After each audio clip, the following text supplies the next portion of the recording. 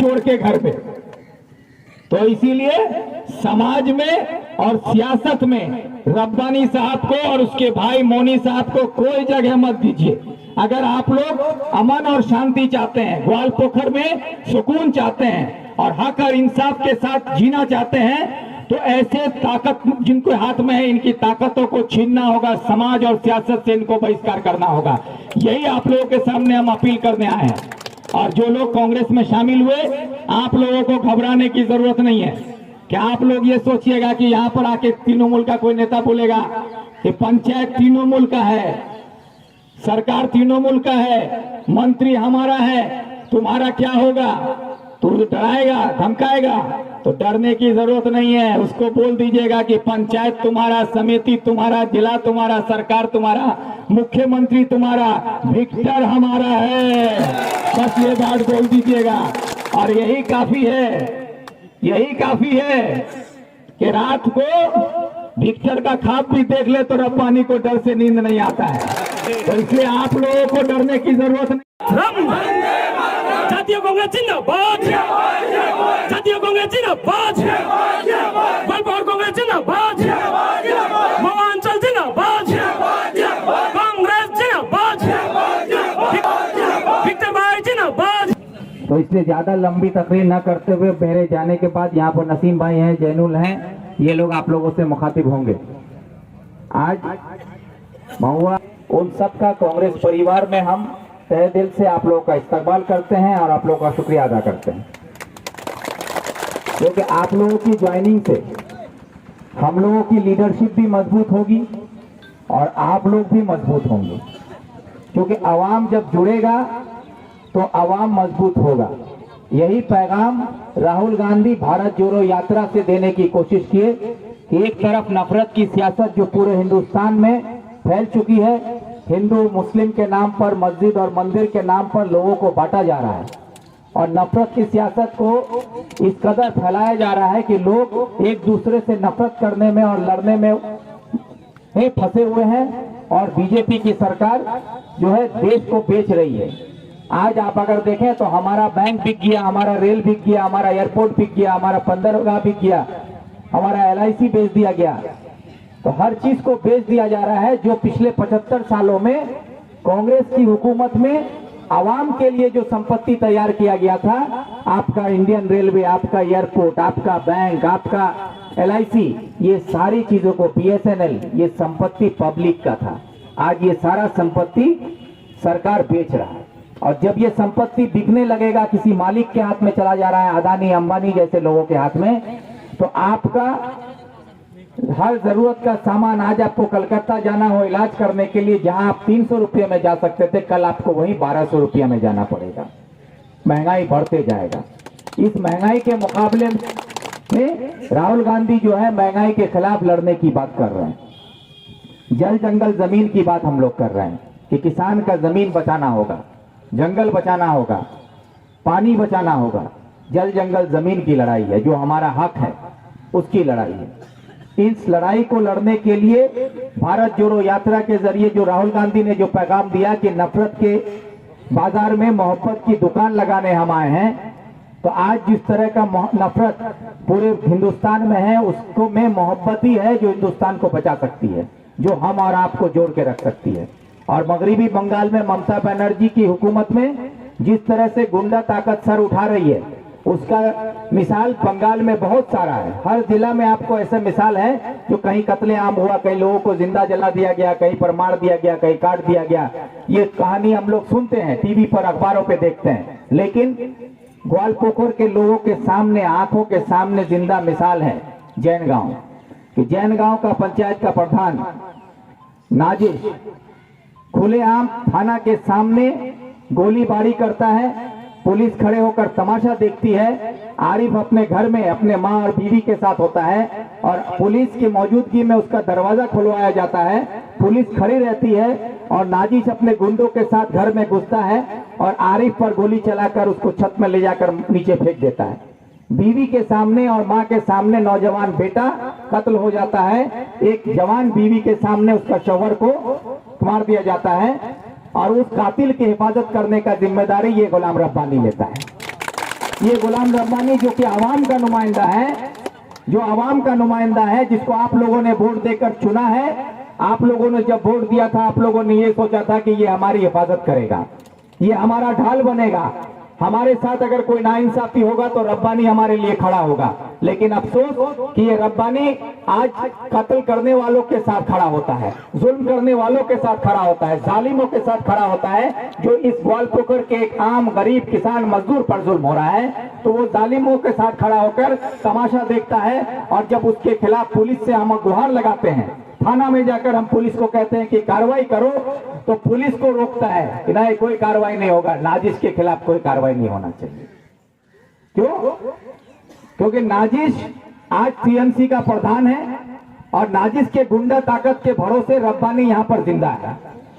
अगर आज नाजिश के जैसा गुंडा जो यहां पर पैदा करके रखा गया है, ऐसे गुंडे को अगर सरपरस्ती नहीं मिले रब्बानी और पुलिस का, तो ऐसे गुंडों की औकात नहीं है कि वो इस इलाके में आवाम के सामने नजर उठा के खड़ा हो सके। लेकिन आज ऐसे गुंडों को पुलिस और प्रशासन और सरकार और यहाँ के मंत्री साहब के सरपरस्ती में इन लोगों को इतनी ताकत मिल गई है कि ये पुलिस के सामने खड़े होकर कत्ल करता है और पुलिस तमाशाई बन के खड़ा रहता है। इसलिए आप लोगों से मेरी ये अपील है कि नाजिश की गिरफ्तारी जो है ये एक सिर्फ तमाशा है, ये एक नाटक है। क्योंकि नाजिश गिरफ्तार नहीं होता अगर हम लोग यहाँ नहीं पहुंचे होते। हम लोगों के दबाव में आकर पुलिस का यहाँ एसपी ऑफिस का घेराव किया गया था। एसपी के जहन में एक दहशत तारी कर दिया गया था कि जिस तरह से अगर गुंजरिया में एक परिवार में 4 लोगों का कत्ल कर दिया गया, एक ही परिवार में 4 भाई को मार दिया तृणमूल लोगों, कोई कार्रवाई नहीं हो रहा है। गिरफ्तारी हो रही है, 3 महीना के लिए जेल में रखा जाता है, फिर छोड़ दिया जाता है। उसी तरह नाजिश को भी 3 महीना के लिए ससुराल भेजा गया है। बंगाली में एक त्योहार होता है जिसको बोलते हैं जमाई षष्ठी। जमाई षष्ठी का नाम सुने? जमाई षष्ठी क्या होता है? एक त्योहार है जो ससुराल वाला उसका बहुत आवभगत करता है उस दिन। तो ये सरकार जो है तृणमूल के गुंडों के लिए जमाई षष्ठी का जगह बना दिया है जेल को। इन लोग का आवभगत करके फिर 3 महीना में छोड़ दिया जाएगा। इसलिए हम आप लोगों से अपील करते हैं, आवाम से हम अपील करते हैं कि अगर नाजिश के खिलाफ सही तरीके से कानूनी कार्रवाई नहीं की गई और उसको जेल में रख के कस्टोडियल ट्रायल, जिसको हम लोग बोलते हैं कस्टोडियल ट्रायल होता है कि खूनी के खिलाफ उसको जेल में रखकर ही उसकी सुनवाई चलेगी। जब तक उसको सजा नहीं मिल जाता तब तक उसको जेल में रखना होगा। अगर उसका कस्टडी ट्रायल नहीं होता है और नाजिश 3 महीने के बाद छूट के बाहर आ जाता है तो ये साफ हो जाएगा कि गुलाम रब्बानी ही उसको छुड़ा के लाने वाला है। इसलिए आप लोगों से मेरा ये अपील है कि ग्वालपोखर के अमन और शांति को खत्म करने वाला ये गुलाम रब्बानी, ग्वालपोखर के आम गरीब किसान मजदूर के रात का नींद हराम करने वाला ये गुलाम रब्बानी, हमारी माँ बहनों को इज्जत आबरू से नहीं जीने देने वाला ये गुलाम रब्बानी, आज घर में हमारा नौजवान महफूज नहीं है, उसको दहशत के माहौल में, दहशत के डर में जीना पड़ रहा है, ये माहौल पैदा करने वाला है ये गुलाम रब्बानी। आज इसके खिलाफ ये लड़ाई है। इसलिए मैं आप लोगों से अपील करता हूं, अगर मेरी बात पर और मुझ पर भरोसा हो तो आप लोगों से हम अपील करते हैं कि गुलाम रब्बानी को सियासत और समाज दोनों से बहिष्कार कीजिए। उसको सियासत से भी बहिष्कार कीजिए और समाज से भी बहिष्कार कीजिए, ताकि उसको ये एहसास होना चाहिए और आने वाली नस्लों को भी ये पता चले कि आवाम का वोट लेकर जो आवाम के हक में काम करने के लिए जिसको आवाम चुनती है, अगर वो आवाम के खिलाफ काम करता है तो आवाम उसको उसकी सही औकात दिखा देती है कि वो समाज के लायक भी नहीं रहता और सियासत के लायक भी नहीं रहता है। इसलिए आप लोग ये सोचते हैं कि मोर बिहार बेटार बिहार मंत्री साहब उसमें तो मोर भाव बढ़े जाबे, लोक ला देखबे, मोर रिश्तेदार ला देखबे कि मोर घर मंत्री साहब होइल तो तोर भाव बढ़े जाबे। ये सोच को बदलिए। मंत्री आपके घर में आने से आपका भाव नहीं बढ़ता है, इसलिए ये सोच को बदलिए। आज गुलाम रब्बानी जिसके घर में जाता है और जिस घर से निकलता है तो उस घर के बारे में भी आदमी यही सोचता है कि यहाँ साला चोर होइल, यहाँ चोरे लोग छे साला। तो चोर आया था चोर के घर पे, तो इसीलिए समाज में और सियासत में रब्बानी साहब को और उसके भाई मोनी साहब को कोई जगह मत दीजिए। अगर आप लोग अमन और शांति चाहते हैं, ग्वाल पोखर में सुकून चाहते हैं और हक और इंसाफ के साथ जीना चाहते हैं, तो ऐसे ताकत जिनको हाथ में है, इनकी ताकतों को छीनना होगा। समाज और सियासत से इनको बहिष्कार करना होगा। यही आप लोगों के सामने हम अपील करने आए हैं। और जो लोग कांग्रेस में शामिल हुए, आप लोगों को घबराने की जरूरत नहीं है। क्या आप लोग ये सोचिएगा कि यहाँ पर आके तृणमूल का कोई नेता बोलेगा कि पंचायत तृणमूल का है, सरकार तृणमूल का है, मंत्री हमारा है, तुम्हारा क्या होगा? तो डराएगा, धमकाएगा? तो डरने की जरूरत नहीं है। उसको बोल दीजिएगा कि पंचायत तुम्हारा, समिति तुम्हारा, जिला तुम्हारा, सरकार तुम्हारा, मुख्यमंत्री तुम्हारा, विक्टर हमारा है। बस ये बात बोल दीजिएगा और यही काफी है। यही काफी है कि रात को विक्टर का ख्वाब भी देख ले तो रब्बानी को डर से नींद नहीं आता है। तो इसलिए आप लोगों को डरने की जरूरत नहीं है, क्योंकि अवामी नेता बनाता है, अवामी एमएलए एमपी मंत्री बनाता है, उसको आप लोगों ने पैदा किया है। इमाद साहब ने तो सिर्फ एक बेटा पैदा किया था, मंत्री पैदा नहीं किया था। इमाद साहब ने एमएलए पैदा नहीं किया था। इमाद साहब ने सिर्फ एक बेटा पैदा किया था। आज मरहूम इमाद साहब नहीं है, मैं उनकी जन्नत में उनको जगह मिले इसके लिए दुआ करता हूं। अल्लाह ताला इमाद साहब को जन्नत में जगह दे। सबको बोलिए आमीन। कि उनको जन्नत में जगह मिले इसकी दुआ भी करते हैं। लेकिन हम ये भी याद कराना चाहते हैं कि इमाद साहब इस इलाके के कोई जमींदार नहीं थे। इमाद साहब एक मिट्टी के घर में रहते थे और इमाद साहब जब 78 में पंचायत राज शुरू हुआ, उसके बाद वो पंचायत चुनाव में आए। बड़े बुजुर्ग जो यहाँ पर हैं आप लोग जानते होंगे। पंचायत में आने के बाद कुछ साल पंचायत के मेंबर प्रधान बने, उसके बाद जाकर कई सालों के बाद एक छोटा सा पक्का का मकान बनाए थे और उसी मकान में पूरी जिंदगी गुजारे। उसी मकान में रब्बानी साहब, मोनी साहब हाफ पैंट पहन के घूमते घूमते लंबा चौड़ा हो गए और आज उन्हीं का साहबजादा गुलाम रब्बानी साहब और मोनी साहब कौन सा नौकरी करते हैं भाई? क्या करते हैं? मास्टर हैं, इंजीनियर हैं, डॉक्टर हैं, सरकारी नौकरी करता है। क्या करता है? कोई नौकरी नहीं है मोनी साहब का। ना मोनी साहब का कोई बिजनेस है। क्या करता है? कोई बिजनेस करता है? नहीं करता है। जिस आदमी का ना कोई कारोबार है, ना कोई रोजगार है, ना कोई नौकरी है, वो आदमी आज करोड़पति हो गया। 7 करोड़ का घर किशनगंज में लेके रखा है। कहां से आया? रब्बानी साहब हाई स्कूल का मास्टर है, 42,000 रुपया तनख्वाह है और उनकी अहलिया हमारी भाभी वो प्राइमरी स्कूल की टीचर है जो कलकत्ता में रहती है और स्कूल नहीं आती है लेकिन तनख्वाह पाती है। हाँ, इसमें तालीम और बजाइए। वो जो वहां कलकत्ता में रह के तनख्वाह पाती है, उसका बच्चा कलकत्ता में पढ़ता है और आपका बच्चा अंगूठा छाप बनता है और आप लोग ताली बजाते हैं। यही तो अफसोस का बात है। तो उनका तनख्वाह 40,000, दोनों मियाँ बीवी का मिला के 82,000, 1 लाख रुपया तनख्वाह मान लेते हैं। 1 लाख रुपया कमाने वाला आदमी 3 बच्चा को कलकत्ता में पढ़ाता है, खाना पीना खाता है, मुर्गा मछली बिरयानी तो डेली खाता होगा। तभी ना रब्बानी से फिर फटा फुटा छना ना बिरयानी नहीं खाले फिर तो मोटा ताजा रहा पाए, मोर मंदी सुगना रोटी खाले नहीं होता।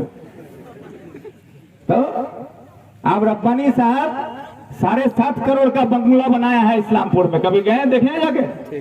जाके देख के आइएगा एक बार ग्वाल पोखर का आदमी सब घूम के कि मिट्टी के घर में पैदा हुआ इमाद साहब का बेटा, कोई रोजगार नहीं, कोई आमदनी नहीं, एक हाई स्कूल का मास्टर 7.5 करोड़ का बंगला बनाता है।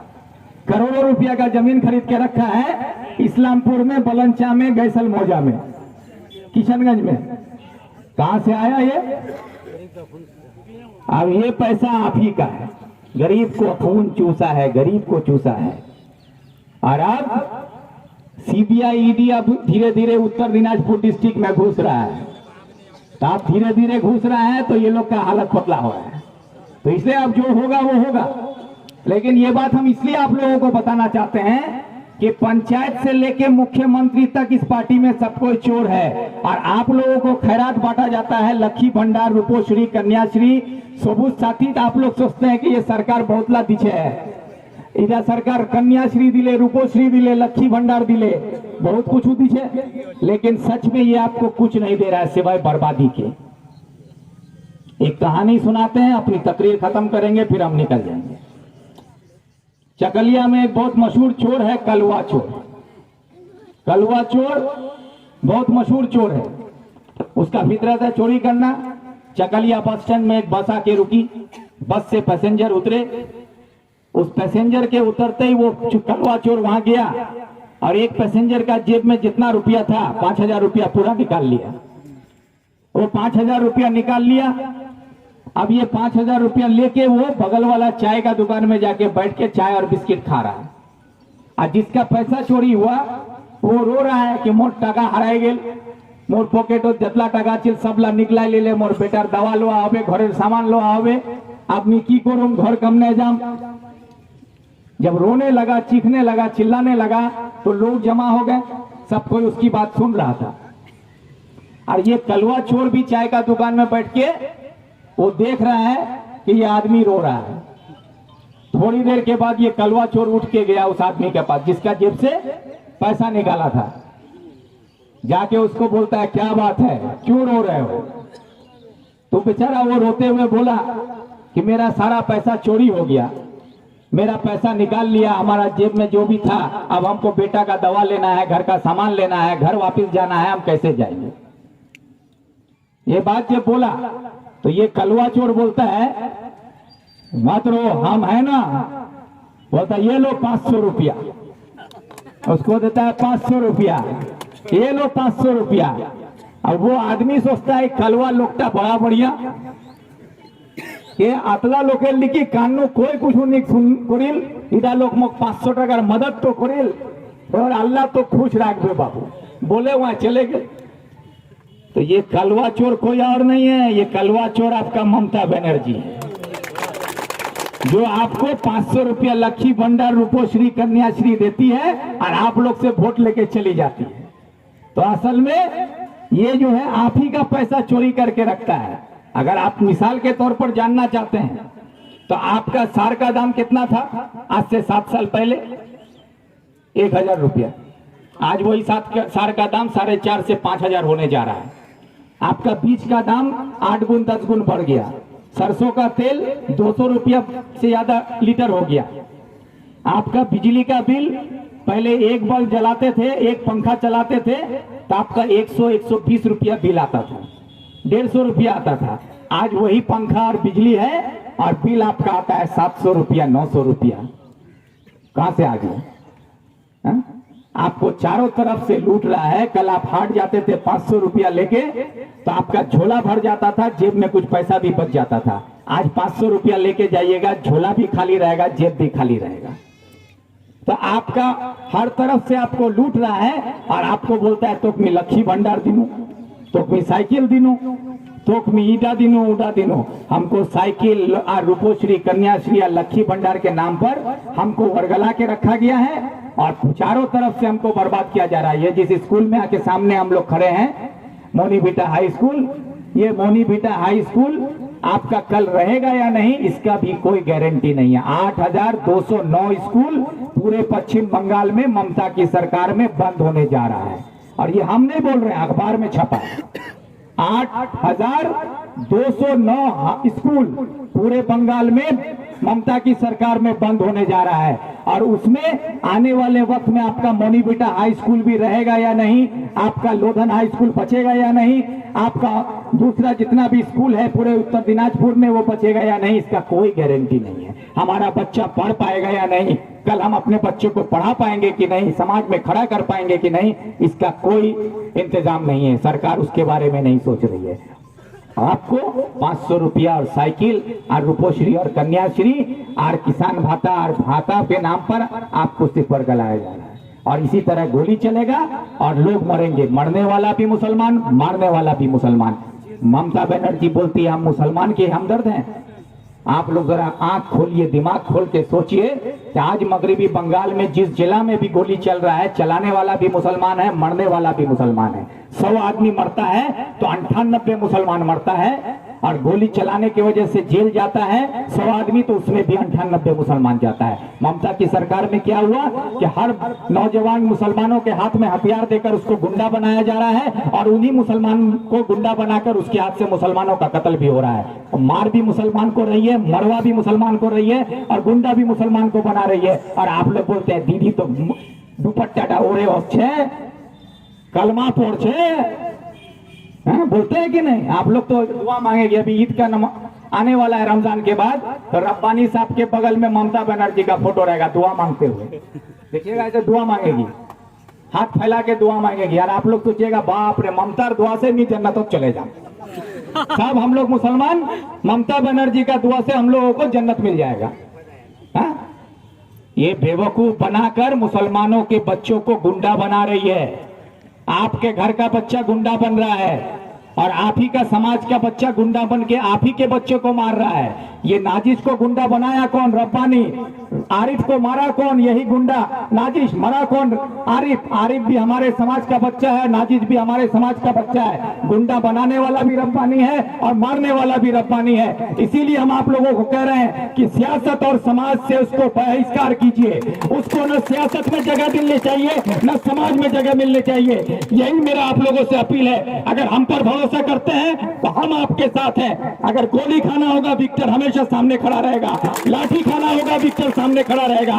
डरने की जरूरत नहीं है। नहीं है तृणमूल के लोग अगर मेरी आवाज सुन रहे हो और वो ये सोचते हैं कि गोली और बंदूक के दम पर डालकर धमकाकर आवाम को रोक लिया जाएगा, तो उनके लिए खुले लफ्जों में ये चुनौती दे दीजिए।